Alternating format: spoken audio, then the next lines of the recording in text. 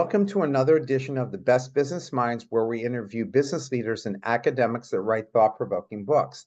I'm Marc Kramer, a serial entrepreneur who consults with family businesses and entrepreneurs, and currently I'm teaching entrepreneurship at Vinh University in Hanoi, Vietnam.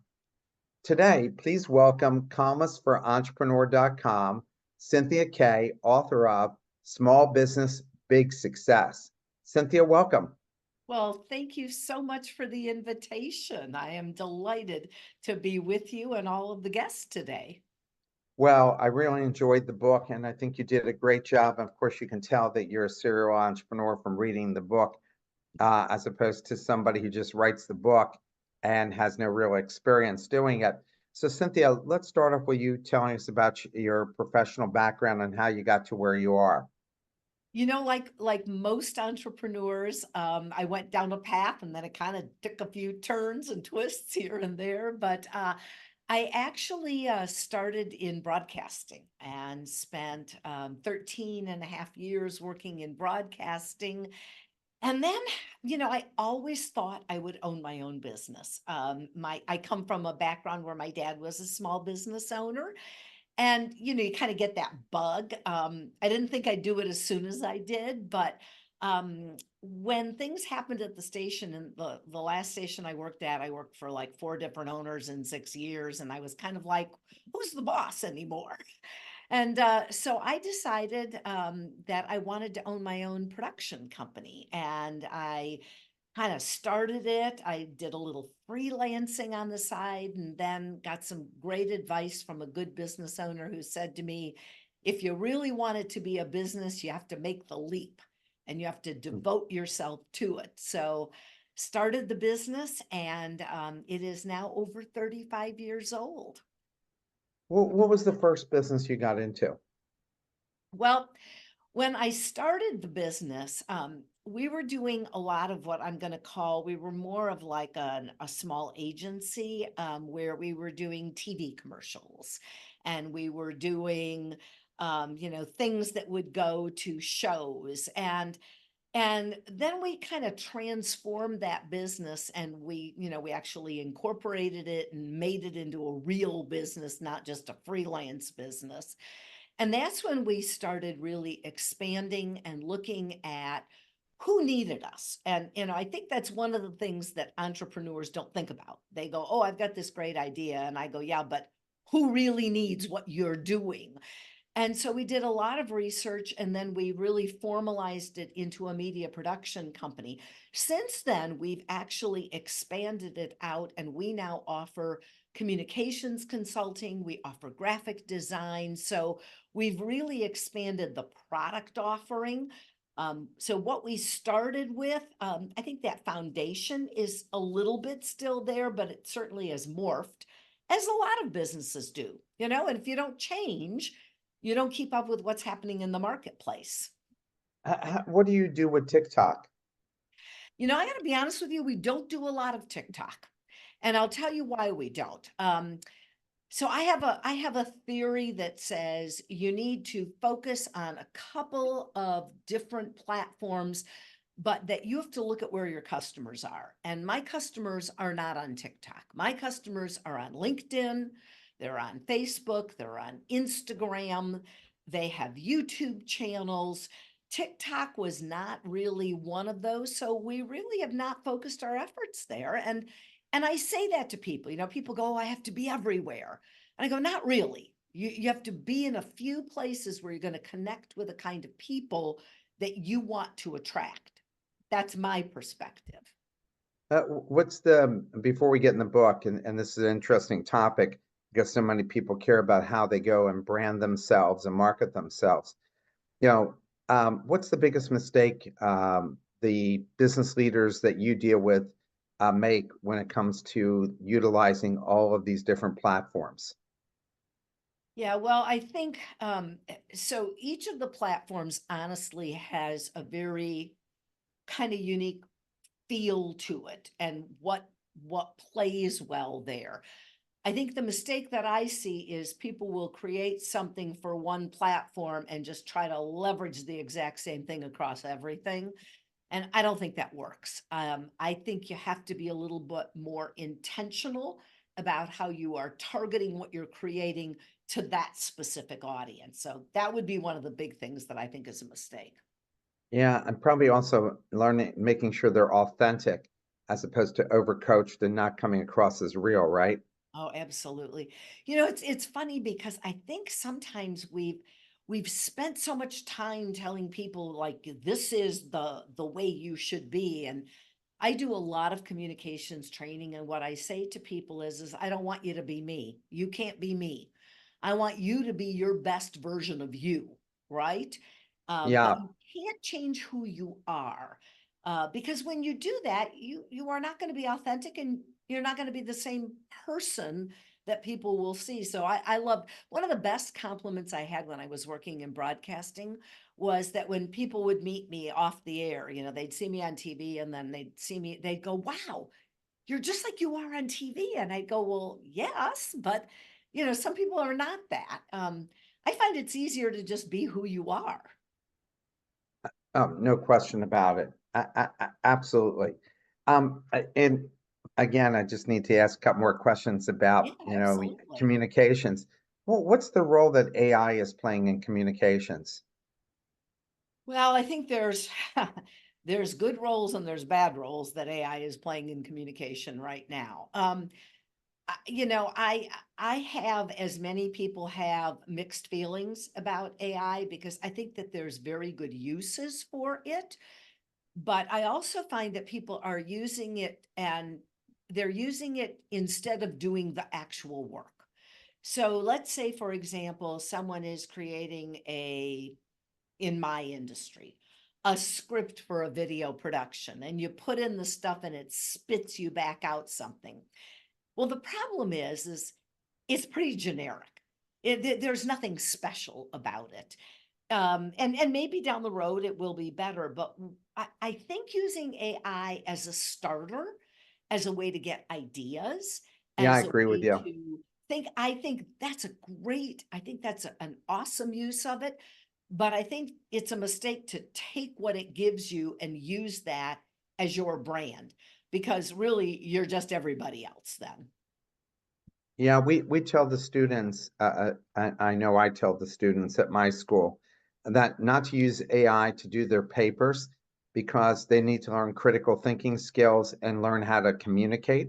Mhm, And if they can't do that, then their boss doesn't need them and they might as well just use the AI themselves. So mhm, either you can show how you can think and how you analyze situations, or your boss doesn't need you.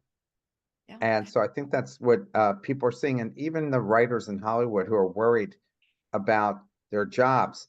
The fact is, AI can never write, like you said, it can be generic and can take you one step closer for you to take a look at and say, here's what I really think I want.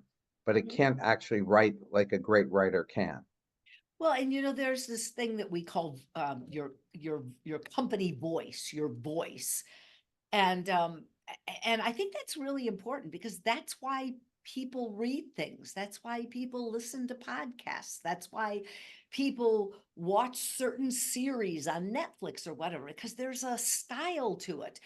And that's very unique. So I think, you know, that I'm not a naysayer. I mean, we have used AI in a number of ways. For those who are in the creative field, I mean, there's some things that AI can do if you're color correcting a photo or something. It can get you 80% of the way, but people will always be needed, especially people who think. That's that's what I think.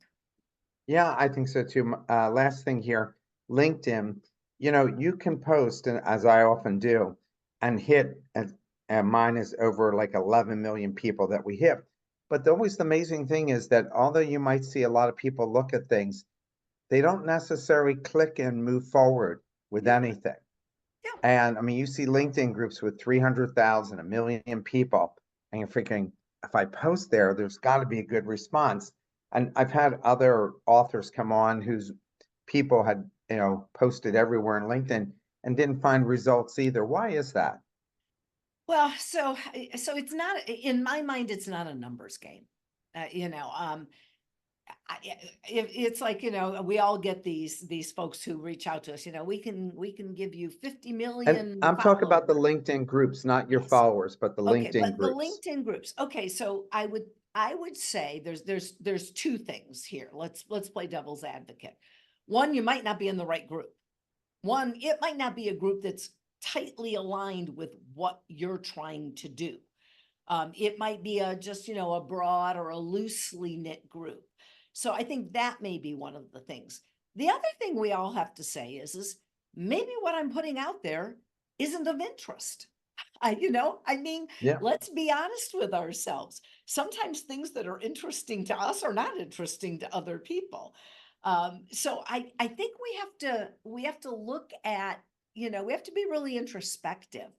I will say that I post, but I am not one of these people that says, well, you need to be posting every single day. I think you're burning people out. I Yeah, think I it's think you're so much too.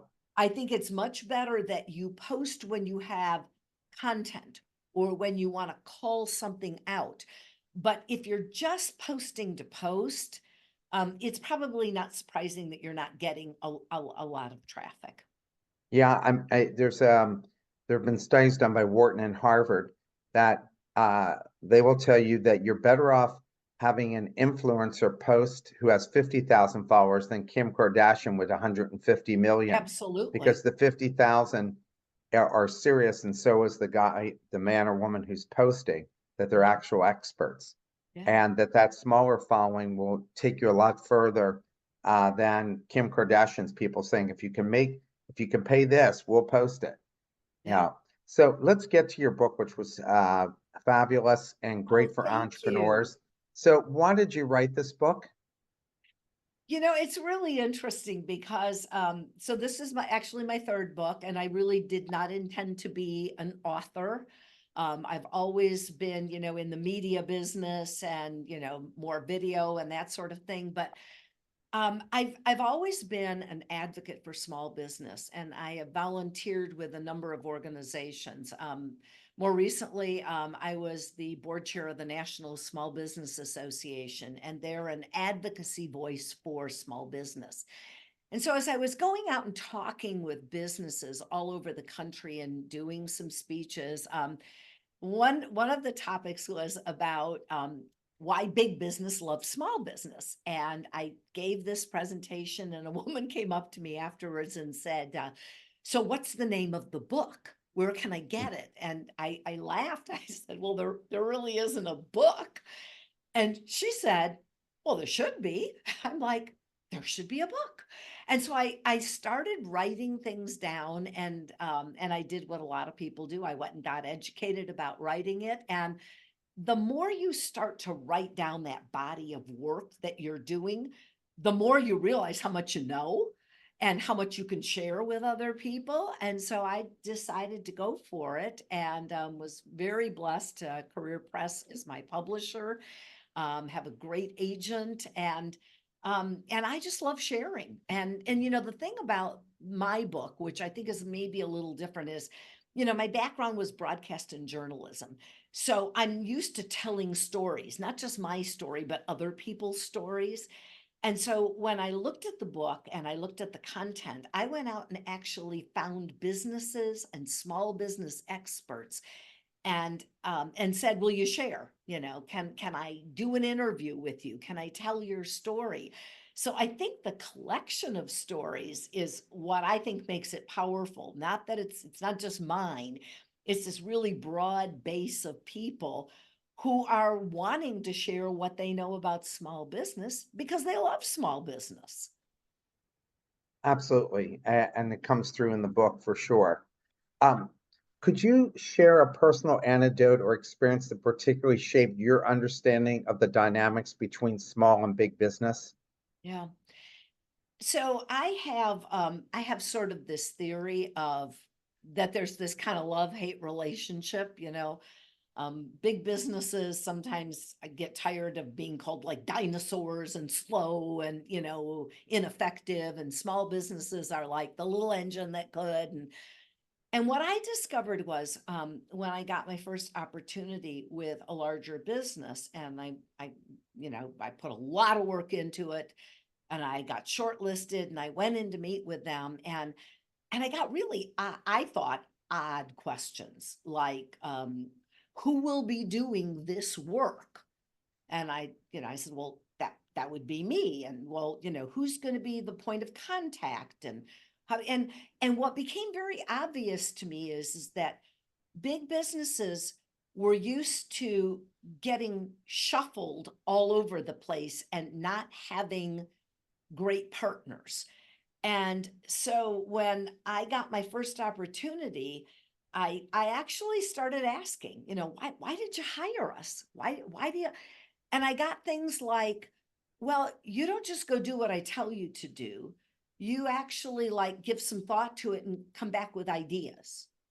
And so I was like, okay, that's a strength, right? That's something small businesses need to build on. Or things like, you're responsive. I call a bigger company and it's like 4 days and nobody gets back to me, but I call your company and I get a call back, or I actually talk to a person, or, yeah, I send you an email and you respond. So I think my view of big businesses is sort of shaped by what I've done, and then having people reinforce that those are things that are important to them. And so I try to share that with other business owners to say, you know what, that responsiveness, that flexibility, that giving them an idea they can't get from someone else, that makes you valuable. And that's what you have to do.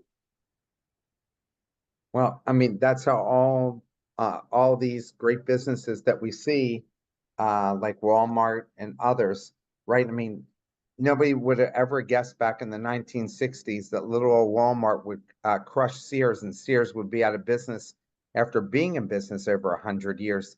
I think even at that point, they had been around 100 years.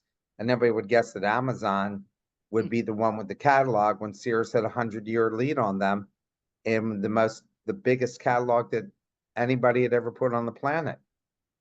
But I think some of that is, you have to be, and this is what small business does really well. And I hate this word pivot. I get everybody uses that. I don't love it. But what I think small businesses do is, I think they understand the need to change, evolve, adapt, always feel like you're that startup, even when you're not that startup. Have Yes. that kind of mentality that you're always curious and you're trying to find something new. That's why, in my industry, I'll tell you, it's relatively unheard of that a company like mine would be around for over 35 years. I've seen all the companies that were my competitors when I started are not around. And so you might say, well, okay, what is it? Well, I think we've changed. We've adapted. We've stopped doing some things and started doing other things. You can't get so entrenched that you feel like you've got it. You don't need to do any more work. Yeah, complacency kills, right? Absolutely. In your opinion, what's the most critical factors for small business to consider pursuing contracts with larger corporations, especially concerning scalability and operational efficiency? Yeah. So, there's the thing about doing business with big business is that you can't wait to get that big contract to ramp up. So, for example, when we made the decision that we were going to pursue larger opportunities, one of the things that we did was we looked at our staff and we said, what if we hit on one? How are we going to do this? So we started hiring people, bringing people in, and ramping up, our staffing levels before we actually needed people. You also have to look at infrastructure. And this is something that I think small businesses feel, and even medium sized businesses, and for that matter, some large businesses, don't have a really great infrastructure. You have to look at all those systems that you have in place. How do you communicate? What are some of your purchasing systems? What kind of service contracts do you have in place? What kind of supply chain do you have? When I first started, we were using physical videotape. Well, let's face it, if I didn't have a supplier that could deliver, I couldn't work. So I had you have to think about all of those things. And today, I think the other thing that's really important in terms of working with larger businesses is they want to know, how tech savvy are you? What kind of technology do you have in place? Something as simple as, do you understand how to go onto portals and, upload documents and, do all of the online work that you need to do to get into their systems and invoice electronically? And then cybersecurity. I mean, that's the other thing that large companies today are very concerned about, especially with small businesses, because small businesses feel like they don't need to worry about it because, I'm small. Who's going to target me? Actually, there are more cybersecurity incidents with small businesses than with big businesses. And it's because they haven't put those protections in place. So if you want to work with big businesses, you got to be looking at how operationally efficient are you and how are you going to be able to deliver. And I think the last thing I would tell people is, the cycle of big business is very different. So you have to have good cash flow. Because they might be 90 days or 180 days out, before you get paid. And so you better be sure that you're sustainable for that period of time, because if they're going to put you in the system, they want to make sure you're solid because they don't want to spend all that time. It's funny you should say it. One of my last companies that I ran, that large corporations who were dealing with asked us for 3 years of tax returns, asked us for our bank statements, and they asked us for our cybersecurity protocols Mhm. and what cybersecurity we're using before they would do business with us. And I asked them about the cybersecurity. I said, if you get breached, there's a good chance they can worm their way into our system because your Absolutely. system only has one ring, one wall around it when we have 10, 12 walls that they have to go through. We make it really hard and you can't afford what we can afford. So we need to know what kind of protection do you really have here? So it's interesting, right? That is, and I'll tell you one additional one that large companies are also looking at is I've actually been asked to go in and fill out what are our initiatives in terms of getting to net zero and how are we saving energy and how are we, I mean, there are a lot of things and you've got to be willing to do some work. But I say it's worth it. I love my big customers. I love my small customers too. But big customers are very loyal. When you're in there and you're doing great work with them, they want to see you succeed and they will help you succeed. Yeah, that's been my experience as well. In the Mhm. passage, Bob Fish discusses the advantage of not having a formal exit strategy and focusing on building sustainable business.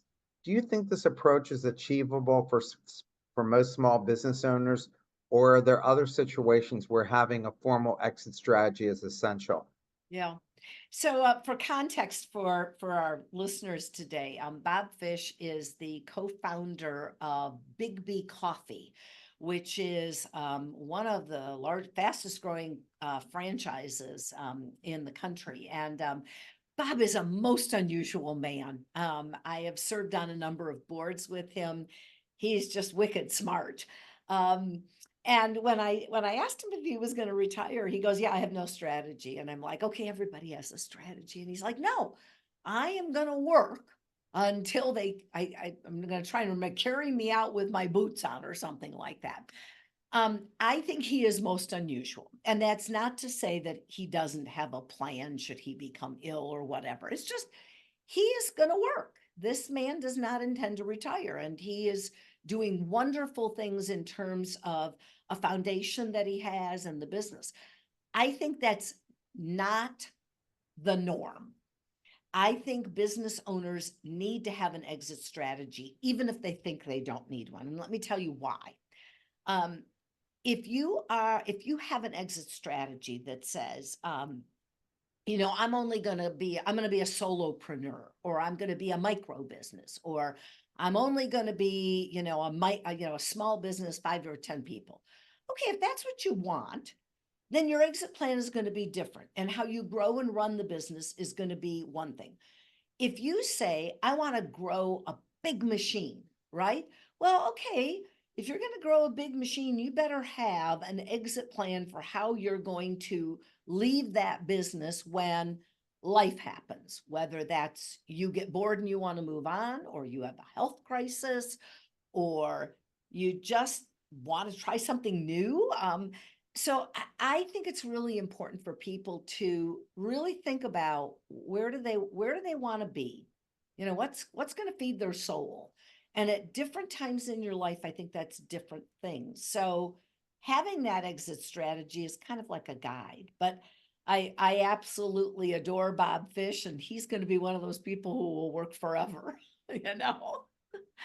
And I probably will too. I just might not be doing the same thing I'm doing right now. Well, I guess along those lines is how often do you recommend small business owners reevaluate their exit plans? And are there any specific circumstances that might necessitate an immediate review? Yeah. Um, you know, I know there are business advisors who will tell you you should revisit your plans every 2 to 3 years, that it's just something you do. And if you have great business advisors on a regular basis, you're going to be working with them. I think it's less about a time frame and more about, as you described, those special circumstances. And so here's a couple of them that I see. If you're in an industry that is exploding, right? And you've started, a small business, and all of a sudden that becomes a hot thing. You might want to think about that exit, because you might say, I've done some work, but somebody's going to take it to the next level, and I could cash out right now and do really well and go do something else. Okay. So industry is a great time to sell because you can get a lot of money. Some of it, I think, is defined by what happens in our lives. I have seen many business owners who have had a health crisis. Sometimes it's significant. Sometimes it's a wake up call, and it says to them, I think I want to spend more time with family, or I want to be out fishing or traveling or whatever. So that's a life circumstance that, is part of a reason. There's also other things depending upon the structure of a business. If you have a partner, sometimes that is what triggers, having to revisit an exit plan, because you and your partner might not be on the same page. Oh, Uh, I've seen that happen. and I've I've had that happen yeah, oh, to yourself. to myself. Yes. Yeah. So that's part of the reason why you need to have plans in place, and you need to revisit them when things in your life change. You know, how do you make how do you pick the right business partner? Like what evaluation do you use when picking a partner, especially after you've had a bad experience? Because Yeah. oftentimes we think the person's wonderful. We might be a longtime friend. I mean, how many times Yeah. have best friends gone into business and ended up never speaking to each other again? Yeah. So You know, what do you advise there? well, so I've developed this, I call it a business prenup. It's sort of a concept, a little phrase that I coined. And the reason that I coined it is because I had an experience where I started my business with a partner. And if you looked at all of the, external things, right? We had freelanced together. We were working at the same TV station together. I thought I knew him. It seemed like a good fit. We had skills in different areas. He was more technical on the operations side. I was more on the sales, producing, marketing, content creation. I mean, it looked like it would be a great partnership. Yep. What I discovered was that there were questions I didn't ask. there were things I didn't pay attention to. And it wasn't the business things because I actually think we did a great job with the business things. We had a buy sell, we had clauses, we had all the legal documents. That's not what tripped us up. What tripped us up was the personal side of things. And so I literally have a list in my book of things that you need to consider. Is this person a good communicator? Do you like spending time with them? Do they value some of the same things? One of the Like a questions, marriage. yeah. Oh, and you spend more time with that person than you actually do with your With your spouse. spouse. Yeah, you really do. So those are the things. In my case, what I discovered was that my partner had, my former partner had a desire to really control every aspect of business. He was a much more micromanaging, controlling person. I was more big picture. And when you try to control everything, you can't grow. And, we wanted to grow. And so it became a huge clash.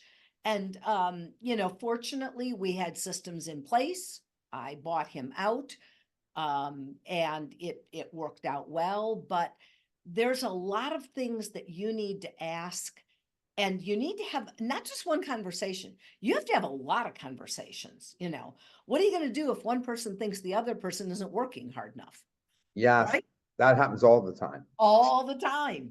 Yeah, Should you both be paid the same thing? Is yeah, money yeah. important? What's important? So, having those conversations, I think is really important. And I think it's uncomfortable for some people, so they don't have them. And that's a mistake. Yeah, I've had one close friend in my wedding. It didn't work out, and we not friends anymore. Hmm. And my other best friend, it worked out just fine because I made sure that there was no risk for him, Yeah. us working together, because I felt the relationship was more important than anything, and I think that's what you need at the end of the day. Yeah. How do you suggest entrepreneurs maintain their passion for business over long term, especially during challenging times? Which again is like another marriage question. Yeah. Well, and I think everybody's different here. I mean, I can tell you what I do. So when I find myself feeling a little um, detached, maybe, or not as engaged, one of the things that I like to do is step back in to the ground level of the business. So in my case, I might say, I'm going on that video shoot. I want to go out and visit the customer. I'm going to go back out and, I'm going to go work with the team. I get back into the things that I loved when I first started the business. And, there's this theory about, you should be working on the business, not in the business. I'm going to disagree to some degree because I think if you're always working on the business, sometimes it's easy for you to lose the passion because you lose the connection. You lose the feel good stuff when you go out and you actually see something being made or you talk to customers. So what I tell folks is you have to really think about what ignites the passion and then you have to do that thing. The other thing is take some breaks. And I business people are not good at this. We feel like, when we get to a tough place, we're just going to keep hammering through. COVID Bulldoze was through really, it. yeah. I'll just, keep grinding. Um, I think separation. Sometimes, take it, and it doesn't even have to be long. I know people who work 7 days a week. Sometimes I do. Sometimes I go, you know what? I'm just taking the weekend off. I'm not going to even touch anything. And then you come back and you're refreshed. Now, if you come back and you're not refreshed, well, that's a sign. I think that's a sign. That means the passion really is going away. Yeah, I agree with you. And I think you have to force yourself to take time off, or you're minimizing your ability to think creatively. Yeah. We force our employees to take time off, but then we don't. Yeah, absolutely. So. In your opinion, what are the most crucial elements to include in a business prenup to ensure success and harmonious partnership in the long term? Because you start talking about prenups. What have you learned over the years that you tell your clients? Mhm. So one of the things that I like to say to them is that you have to get very specific about the values that you have. And I don't just mean, oh, we're going to do good work, or we value integrity, or I mean get really specific about what's important to you, and write that stuff down, um and share that, and then go back and look at it. um so for me, I mean, we all need to make money. Okay, if you're not making money in business, then why are you doing this? But for me, one of the important values was, I feel like we have the ability to give back to our community and to nonprofits. And that became an issue, with my ex-partner, in that he felt we were spending too much time doing that. Okay, well, that's something we should have talked about. That's those values. So I think that's it. And I think the other thing is that you need to have, in that business prenup, you need to have a very specific communication plan for how are you going to deal with issues. That's something I didn't do. So when we kind of ran into some issues, it was like, okay, who are we going to find to help us? And we actually went to business counseling. We actually found a resource. But in your plan, I think you have to agree. If we come to an impasse, have we identified some resources that can help us? Because sometimes going to that third party gives you a better perspective. And then, just regular communication. We don't take the time to do that, and we need to. Absolutely. The patches that talks about the importance of a strong business plan for securing funding. Can you elaborate on the specific components a strong business plan should include, especially for small business seeking a loan or a line of credit? Um, can you tell us a little bit more about that? Yeah. So first of all, I'm going to tell you, there are lots of great templates that you can get that tell you about, what are some of the things that you need to have, projections. Um, Today, I think the real key thing is data. There's a lot of accessible data that people have. In fact, there actually might be too much right now. But good data is something that you need to be able to use to show projections. And I often see that when I look at plans, and I've judged some business events, and I've looked at plans, and the projections are just crazy. I think you have to be realistic about what you're projecting and about what you're doing. But what I think is actually, apart from all those, those things that people talk about in the business, in the templates, I think there's a missing ingredient. And to me, the missing ingredient is really talking about what the depth of experience is that the individual has in that marketplace. So I can tell you, in my going out to get loans, the thing that was impressive to people was the amount of time I had spent in a like industry, the number of contacts that I had made that I could point to that would be potential marketing targets. The contacts that I had made for resources. The other thing that I think is really important in a business plan is, a lot of times business owners think they're going to just do all this stuff on their own, and that's great. But I went out and actually identified key individuals. I had a wealth manager. I had a CPA lined up. I had, an insurance provider for risk assessment. I had identified people that were going to be part of my team. And I think when, when a financial institution sees that you've already done that work, that you don't know it all, there's more of a sense of confidence because you've got good advisors. No doubt. And that's so important to get those right type of people involved in your company, especially early on. Uh, the passage talks about the importance of a strong business plan for securing funding. Can you elaborate on specific components in a strong plan that should be included, especially for small business trying to raise capital? As in, how you're gonna use the funds or why Yes. they should, yeah. Yeah, so, this is an area where I think people don't dive deep enough into what the need is. So if you were working for a big company and you wanted to buy a piece of equipment, right?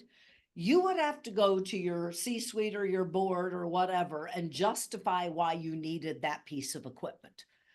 Same thing holds true here. When you're putting together a business plan, they don't want to just see operations, or they want to see you're funding certain positions, you're funding certain operations. A key piece that I think a lot of people miss is they have nothing in there for marketing. And this is a big mistake because today, you can have the best product in the world, but if you do not have a specific budget and plan for marketing, that's a problem. And for IT, because that's another line item that people are missing. So having really broken out what you're going to do with that money and how you're going to spend it and what that potential return is, and then benchmarking yourself against others. There's an organization, I want to say Risk Management Association, where you can go on and benchmark yourself against other companies and see what are they spending and what's the average. Doing that homework is what's important because today it's really, there's a lot of people out there who want to give you money, but they want to see what you're going to do. And it's also harder to get, believe it or not, smaller amounts of money than it is bigger amounts. Because when you go for a loan, it takes a financial institution just as much time and energy to manage $100,000 loan as it does $1 million loan. So they'd rather do that $1 million loan. So you have to really think about that. It's funny you should say that because I remember venture capitalists always saying exactly the same thing, Really? hence why they didn't want to invest in seed stage companies. They said it takes as much, maybe actually more work because the people aren't as experienced at putting in 100,000, quarter of a million, than it does investing $1 million in something. So it's Can I funny you tell should. you something fun that would just be, for people who are just kind of dipping their toe in it? Go watch Shark Tank. Listen to the questions that the sharks ask of people. What's your cost of goods sold? How are you going to market? Those are all the things that people kind of don't think about. And honestly, the people who get deals are the ones who have, and I'm not, by the way, suggesting you should go sell part of your company to Shark Tank. Some people do. That's a very tricky decision, but listen to the questions that they ask. That'll give you a good clue about the kinds of things that are going to be asked when you go for a loan. There's a passage that mentions challenges faced by small businesses with tight margins. Can you discuss some of the strategies that small business owners can implement to improve their margins, Yeah. their profit margins? Yeah. So, it's really interesting when I talk to small business owners, they all want to tell you like what were their sales. And I'm like, yeah, okay, that's great, but don't confuse motion with profitability. You can be really busy and not be very profitable. So one of the things that I like to look at is the reason that people have issues with margins is they are often things out of their control. So you quote a job, but then you've got to go, let's say you're in manufacturing and you got to go buy the steel. And when you quoted the job, the steel was at X and now the steel's at X higher. So I like to talk about if you really want to look at this, you've got to control what you keep. So one of the things that I've done is I've looked at how do we build our internal services and our internal resources so that we can control those margins. And what do I also have in terms of suppliers? Because there are some things, for example, talent, when we're hiring outside talent to work on our productions. I've got to go somewhere else. I've got to have two or three different, avenues of finding those people and negotiating. Negotiating with people, sometimes people go, well, how do you do that? Well, there are some things that you can negotiate. And when you have a particular job and you've quoted it, you can negotiate with people to say, look, this is what I've got, but next time I quote, tell me what I need to do. So, some of this is tricky. But, I think a lot of times people are not looking at the big picture. And also maybe, if you have capacity, taking in some smaller jobs that maybe you don't necessarily do to fill the capacity that you have, you know?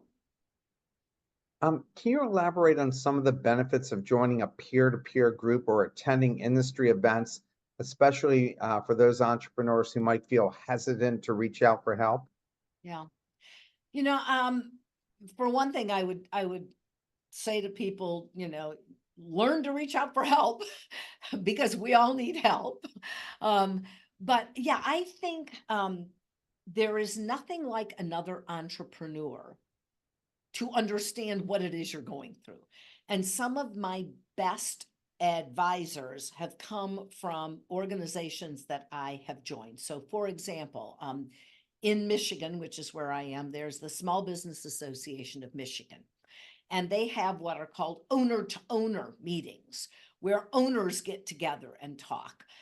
There are also more specific things like CEO roundtables that you can take advantage of. This is where you meet your people. This is where you go and people bring their experience to you. I actually have a group of former board members and people from the Small Business Association of Michigan that we're on an email chain. And when somebody's got a question, we will like, the latest one was something about, how do you deal with people wearing ear pods in their ears at work? Has anybody had a policy on that? And it went around and someone went, yeah, actually I do. Those are the kinds of things. Or, you're having an issue with you need to find a resource. Having peer-to-peer groups is really important, but you've got to vet those peer groups because some groups are just, I'm going to call them networking. I'm trying to get you to do business with me. That's not a peer-to-peer group. That's a selling group. That's different than someone that is bringing their advice to you. Yeah, right. I think those are called tip organizations. Yes. Yeah. In the context of transitioning from home office to a dedicated business facility, which specific factors do you consider most critical in determining the right time to make the move, and how did you evaluate the cost benefit of such a transition? Yeah, that's a great question. And that one has gotten a little trickier ever since the pandemic because people have sent people home. So, when I first started, I worked out of my home. I had a partner, so there were two of us, but we were working out of my home. And we did that for a reason. We were trying to save cash and we were trying to get the business on solid footing. When we started to have the need to buy equipment, I mean, a fair amount of equipment, that's one reason why you need to have that location. If you have customers coming to visit you, that's another reason that you may need to think about transitioning to a location. Some of it has to do with the work that needs to be done. Today's work is very collaborative. And I know people love virtual, and I'm not saying virtual is bad, but there's nothing like having people in an office. So having a place where people can come to a couple of days a week can be extremely, effective. But you can also get around that. So today you can co-locate with another business. A lot of people are doing that. There are things called shared spaces. It used to be called hoteling, but there are these facilities where you can go in and literally there's a workstation, but they've got conference rooms you can use.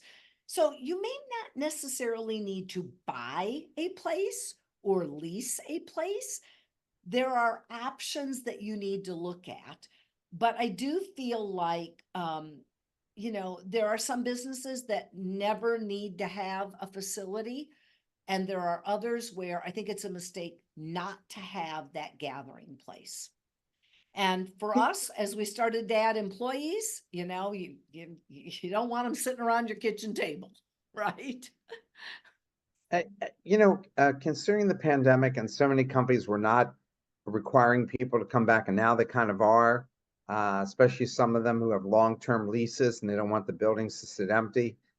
Um, can you build a corporate culture if people aren't actually coming into the office? Well, I've actually done a lot of work with companies who sent people home and are still trying to, retain that culture. We've done it with virtual events. We've done it with, having, just there are all kinds of ideas. Let me tell you what I think. I think life is cyclical. Business is cyclical.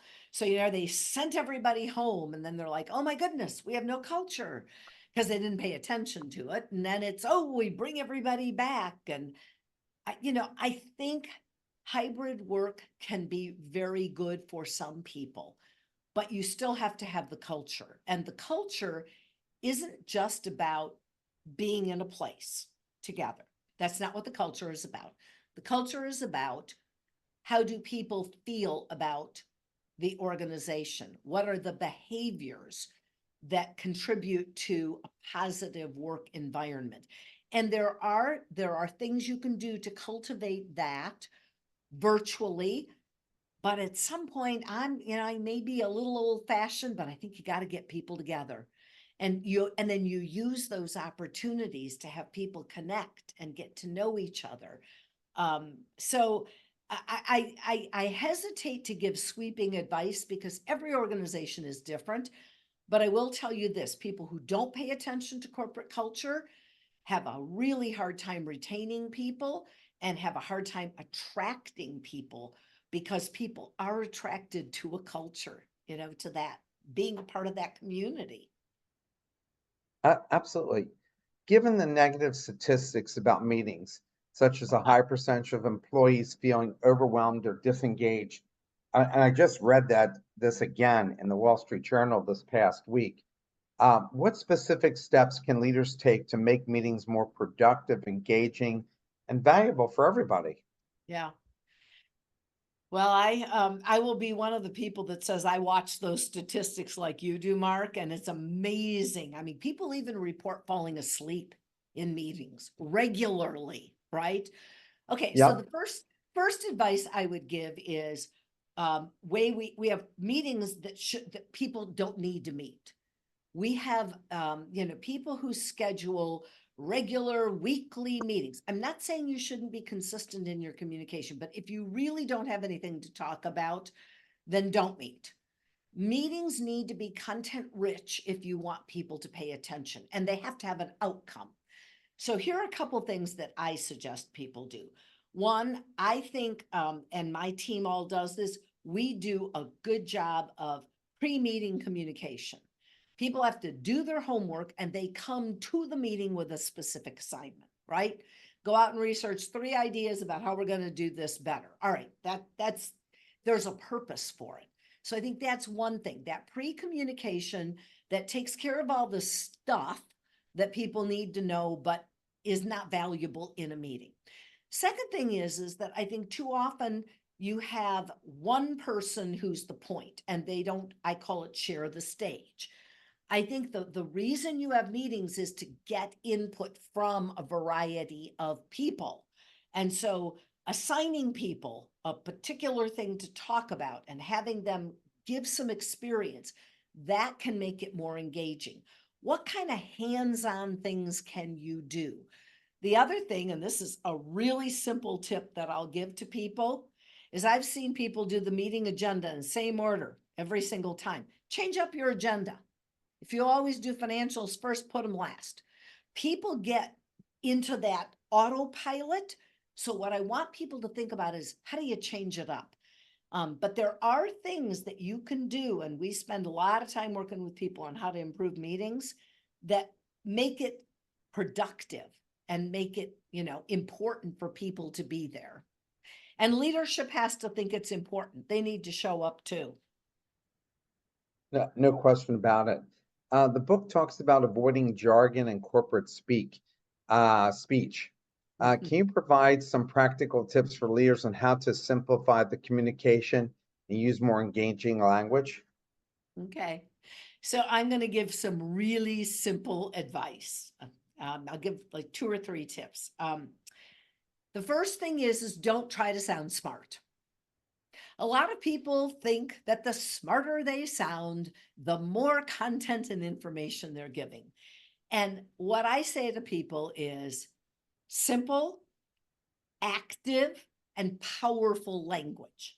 So simple, you don't need all those long-winded things. Give me the Reader's Digest version of it. Active, you're not thinking about doing something. We will do this. It's the language that you use that is powerful. And the other thing is a lot of times people use, I call it jargon. I'll give an example. I worked in the furniture industry with those people for a while, and they're always talking about the A&D folks. And I'm like, A&D, architects and designers, right? Don't use acronyms. Don't use things that people don't understand. Use language that is relatable. And the other thing too about communication, and this is just a key piece, I think more often we think about like, what do we want to say? I always say do a 180. You want to be powerful, think about what does somebody need to hear? What do they need from you? What do they want from you? That's what's going to keep people engaged. Can you elaborate on how you balance the cost and time investment of traveling for a face-to-face meeting with the potential benefits, especially with the outcome is uncertain, compared to using a Zoom? Sure. Um, I've had customers tell me you don't need to show up. And I go, yes, I do. I've so I am my famous story is I was trying to get more business from a customer and they kept telling me you don't need to come, you don't need to come. And I said, I'm coming at my own expense. I got on a plane, I flew across the country to California. I was on the ground less than 24 hours and I flew home. And by the time I got home, I had a whole lot more business. All right. Is it a risk?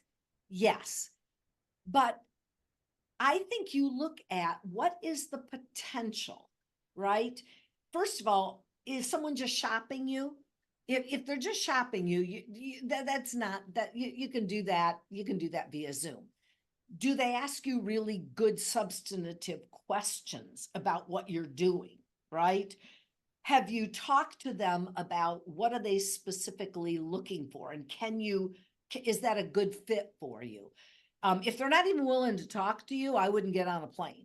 But when someone expresses some interest and you've got some really good basic dialogue, I've done it where I had one client, I had one meeting with them, and I could tell they were interested. I was paying attention to the questions and the body language, and I made them an offer. I said, I'll tell you what, you pick any plant in the Midwest or the South, and I will show up at my own expense and I will walk through that plant. And by the time I get through, I will come back and I'll develop a program for you. And I went and I did that and I ended up with a business. So sometimes you got to be bold. And does it always work? No, I'm not going to tell you it always works. Anybody who tells you that is lying. But, if it's a good bet, what have you got to lose? Here's my last question, and boy, was it a fast hour, and I enjoyed listening to you speak about your book. Can you elaborate on the most effective methods to distinguish between burnout and a genuine loss of passion for the business? Yeah. So burnout to me is when you are in a crunch period, right? When everything has gone wrong and you're just overwhelmed. And a lot of us are overwhelmed a lot of the time. Yesterday I had no internet. I was Huh. burned out by the end of the day. Oh yeah, of course. When I look at, I think it's a time thing. When that lasts for a period of time, or when it happens frequently, then I think you have lost your passion for the business. So I think, for every person it's different, but is it situational or is it the new norm? That's the question I ask. Well, I want to say thank you so much for taking the time. I hope that you'll be writing more books in the future and that we'll I've have you got back. one in the hopper. Oh, good. What's that one? Quickly, what's that one about? Oh, it talks about going on to your next adventure. Ah, well, we look forward to that. Yeah. Everybody have a wonderful weekend and we'll see you next Friday. Yeah. Bye. Take care.